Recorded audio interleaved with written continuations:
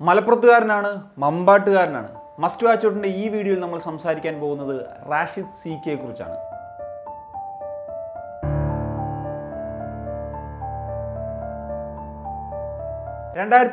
June 12 Azad Rahmabi ദമ്പതികളുടെ 4ാമത്തെ മകനായി മലപ്പുറം ജില്ലയിലെ മമ്പാടാണ് റാഷിദ് ജനിക്കുന്നത്. റാഷിദിനെ സംബന്ധിച്ചിടത്തോളം അദ്ദേഹം ഒരു ഫുട്ബോൾ എൻവയോൺമെന്റ് ഒക്കെ ഉള്ള ഒരു കുടുംബത്തിൽ തന്നെയാണ് ജനിച്ചത്. പിതാവും സഹോദരങ്ങളും ഒക്കെ പന്ത് കളി ഇഷ്ടപ്പെടുന്നവരും കളിക്കുന്നവരുമൊക്കെ ആയിരുന്നു. മാത്രമല്ല റാഷിദിന്റെ പിതാവിന്റെ സഹോദരനായിട്ടുള്ള സുൽഫീഖർ അലി മുൻ സന്തോഷ് ട്രോഫി കേരള ടീമിലെ താരമായിരുന്നു. റാഷിദിന് വളരെ ചെറുപ്പത്തിൽ തന്നെ, കൃത്യമായിട്ട് പറഞ്ഞാൽ ഏതാണ്ട് ഒരു 6 വയസ്സ് മുതൽ തന്നെ ജഗ്ലിങ്ങിനോട് വല്ലാത്തൊരു കമ്പമുണ്ടായിരുന്നു. നാട്ടിലെ പല സെവൻസ് ടൂർണമെന്റുകളിലും ഈ ഒരു ജഗ്ലിംഗ് കാട്ടാനായി റാഷിദ് പോകുമായിരുന്നു. ഒറ്റ സ്ട്രെച്ചിൽ 3000 ജഗ്ലിംഗ് വരെ ചെയ്തുകൊണ്ടിരുന്ന കുഞ്ഞ് റാഷിദ് അങ്ങനെ വളരെയധികം പോപ്പുലർ മാറി. അതുകൊണ്ട് അന്ന് തന്നെ റാഷിദിന് വലിയ തരത്തിലുള്ള ന്യൂസ് കവറേജും ലഭിച്ചിരുന്നു. ഞാനൊരു പ്രധാനപ്പെട്ട കാര്യം പറയാം. നമ്മുടെ നാട്ടിലെ പല മാതാപിതാക്കളും നമ്മളുടെ കുട്ടികളെ കളിക്കാൻ വിടാൻ അത്ര ഒരു ആഗ്രഹം കാണിക്കാത്തവരാണ്.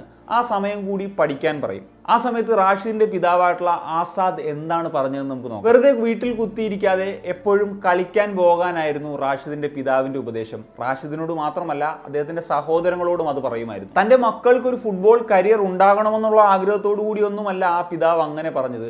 തന്റെ മക്കൾ നല്ല ആരോഗ്യവാന്മാരായിരിക്കുക എന്നുള്ള ഒരു ഉദ്ദേശമായിരുന്നു അതിനുള്ളത്. എന്നാൽ റാഷിദ് കളിച്ച് ഇന്ന് ബംഗളൂരു FC താരമാണ്. അത്താണ്. റാഷിദിന് ഏതാണ്ട് ഒരു 8 വയസ്സുള്ളപ്പോൾ നാട്ടിലെ ഒരു കോച്ചായിട്ടുള്ള കമാലുദ്ദീൻ എന്ന് പറയുന്ന ഒരു കോച്ചിൻ്റെ അടുത്ത് തൻ്റെ വീട്ടുകാർ കൊണ്ടുവിടുകയും അവിടെയാണ് അദ്ദേഹത്തിൻ്റെ ഒരു ആദ്യകാല പരിശീലനമൊക്കെ ലഭിക്കുന്നത്. കമാലുദ്ദീൻ കോച്ച് തന്നെയാണ് അദ്ദേഹത്തിൻ്റെ ആദ്യകാല പരിശീലനം. ഒരു പ്രത്യേകത എന്ന് വെച്ചാൽ ഈ ഒരു കമാലുദ്ദീൻ കോച്ചാണ് നിലവിൽ ജംഷഡ്പൂർ FC കളിക്കുന്ന ഉവൈസ് എന്ന് പറയുന്ന താരത്തിൻ്റെ പിതാവ്. അങ്ങനെ ഇരിക്കെയാണ് റിലയൻസ് അക്കാഡമി തുടങ്ങുന്നത്. അന്ന് റാഷിദിന് 11 വയസ്സാണ് പ്രായം. അങ്ങനെ ആദ്യ റിലയൻസ് അക്കാഡമിയുടെ ഒരു ബാച്ചിലേക്ക് വേണ്ടിയിട്ടുള്ളൊരു സെലക്ഷൻ നടക്കുകയാണ്. സത്യത്തിൽ 2002 ബാച്ചിന് വേണ്ടിയിട്ടുള്ളൊരു സെലക്ഷനാണ് നടന്നത്. എന്നാൽ ഈ ഒരു റാഷിദ് സി കെയും ഈ ഒരു സെലക്ഷന് പോയി.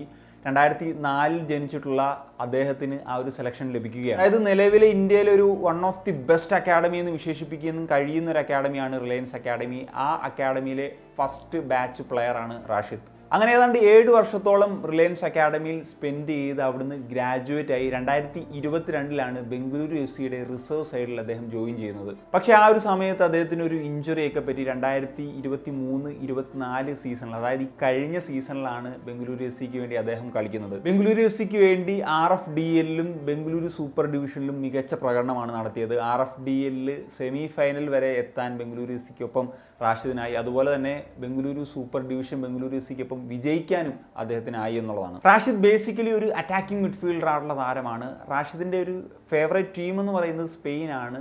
സ്പെയിനെ ഇഷ്ടപ്പെടാനുള്ള കാരണം എന്തെന്ന് വെച്ചാൽ അവരുടെ ഒരു കളിശൈലി തന്നെയാണ്.